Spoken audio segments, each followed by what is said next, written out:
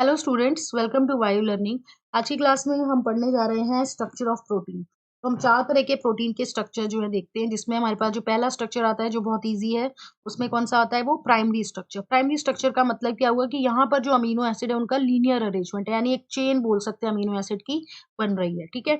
अब इसमें क्या है कि जो एक अमीनो एसिड जब दूसरे अमीनो एसिड से जुड़ता है तो कौन सा बॉन्ड बनता है? पेप्टाइड बॉन्ड बनता है। ठीक है। यानी यहाँ पर अगर एक अमीनो एसिड ये है तो दूसरा अमीनो एसिड ये है, तो दोनों के बीच में जो बॉन्ड बनेगा उसको हम बोलेंगे पेप्टाइड बॉन्ड। आगे क्या बोलते हैं कि जो लेफ्ट एंड है उसको हम रिप्रेजेंट करते हैं फर्स्ट अमीनो एसिड, यानी ये वाला जो एंड होगा यहाँ पे पहला अमीनो एसिड होगा, और जो राइट एंड होगा यहाँ पर जो होगा वो लास्ट अमीनो एसिड प्रेजेंट होगा। तो लेफ्ट एंड पे फर्स्ट होगा और राइट एंड पे लास्ट अमीनो एसिड होगा।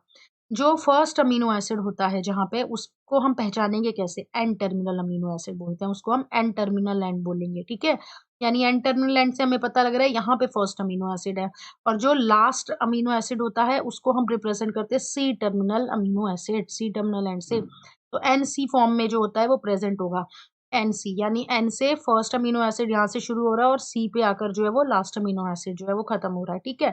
अब जैसे यहाँ पर हमें ये जो है वो इसमें डायग्राम में हम देख रहे हैं कैसा है, लीनियर चेन बनी हुई है, एक अमीनो एसिड दूसरे अमीनो एसिड से जॉइन है। यहाँ पर हमें शो किया हुआ है पेप्टाइड बॉन्ड, और यहाँ पे हमें ये भी दिखाया है कि ये एन टर्मिनस है, यानी यहाँ पर फर्स्ट अमीनो एसिड है, और सी टर्मिनस यहाँ पर लास्ट अमीनो एसिड है। तो ये हो गया प्राइमरी स्ट्रक्चर, बहुत ही ईजी है। अब नेक्स्ट हम पढ़ते हैं सेकेंडरी स्ट्रक्चर।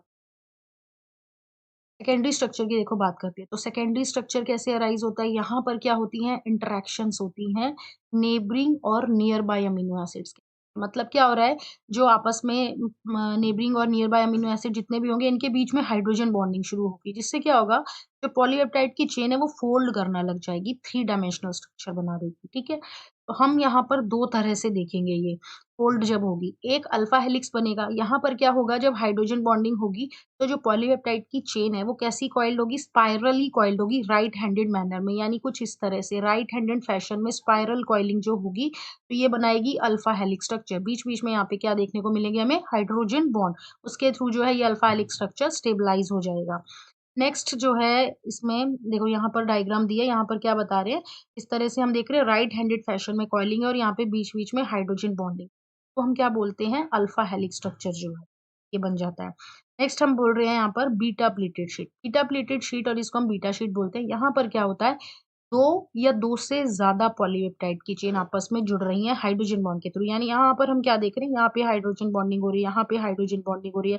यानी दो या दो से ज्यादा जब पॉलीपेप्टाइड की चेन हाइड्रोजन बॉन्ड के थ्रू जो है वो आपस में जुड़ रही है, तो वो एक शीट बना रही है। यहाँ पर ये क्या बन रही है? एक शीट सी बन जा रही है। इसको हम बोलते हैं बीटा प्लेटेड शीट। ठीक है। तो ये सेकेंडरी स्ट्रक्चर दो तरह से होती है। जब पॉलीपेप्टाइड की चेन राइट हैंडेड मैनर में कॉइलिंग करेगी, स्पाइरली कॉइलिंग करेगी, तो बनेगा अल्फा हेलिक्स। और जब क्या होगा, हाइड्रोजन बॉन्ड के थ्रू इंटरैक्ट करके एक शीट बना देगी, जब दो या दो से ज्यादा पॉलीपेप्टाइड चेन, तब बनेगा बीटा शीट।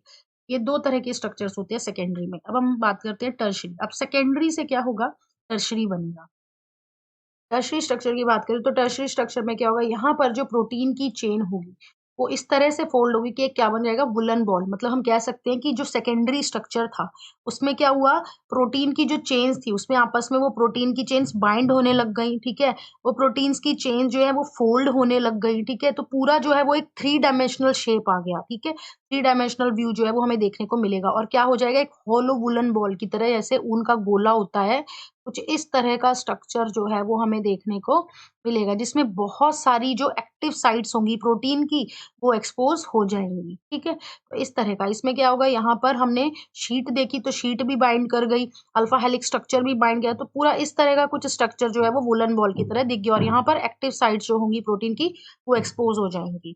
ओके, तो ये बन जाएगा टर्शरी स्ट्रक्चर। अब इस टर्शरी स्ट्रक्चर में बहुत सारे बॉन्ड्स भी होंगे, यानी यहाँ पर आयनिक बॉन्ड्स हमें देखने को मिलेंगे, यहाँ पर हमें हाइड्रोफोबिक बॉन्ड्स जो हैं वो भी देखने को मिलेंगे, यहाँ पर हमें हाइड्रोजन बॉन्ड्स जो हैं वो भी देखने को मिलेंगे। तो बहुत सारे जो है वो बॉन्ड्स इसमें होंगे, हाइड्रोजन बॉन्ड, हाइड्रोफोबिक बॉन्ड, आयनिक बॉन्ड्स जो है वो हमें देखने को मिलेंगे।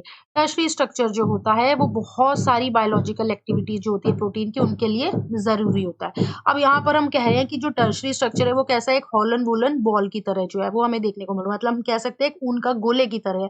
अब ऐसे बहुत सारे जो उनके गोले जब कंबाइन करेंगे ना, तब बनेगा क्वाटरनरी स्ट्रक्चर। लास्ट में क्वाटरनरी स्ट्रक्चर। तो हमने कहा कि टर्शरी से क्वाटरनरी बनेगा। कैसे बनेगा टर्शरी से क्वाटरनरी? जब एक से ज़्यादा पॉलीपेप्टाइड चेन जो है वो आपस में जुड़ जाएँगी, या हम कह सकते हैं सब यूनिट्स आपस में जुड़ जाएँगे। अब क्वाटरनरी स्ट्रक्चर जो है उसको बनाने के लिए हमें क्या चाहिए? Tertiary structure. तो टर्शरी स्ट्रक्चर में हमारे पास क्या था? हम बोल रहे थे एक वुलन बॉल, ठीक है? इस वुलन बॉल को हम क्या बोल रहे हैं? प्रोटीन सब यूनिट। यानी पॉलीपेप्टाइड चेन आपस में फोल्ड हो गई, बाइंड हो गई, तो उसने इस तरह का एक उनका गोला बना दिया, जिसको हमने बोला प्रोटीन सब यूनिट। ऐसे बहुत सारे सब यूनिट्स आपस में जुड़ जाएँगे, ठीक है?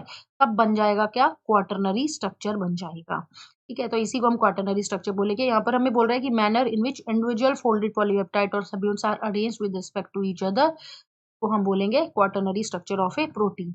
अब यहाँ पर इसमें एग्जाम्पल हमें दिया है हीमोग्लोबिन। हीमोग्लोबिन में कितने सब यूनिट होते हैं? 4 सब यूनिट होते हैं।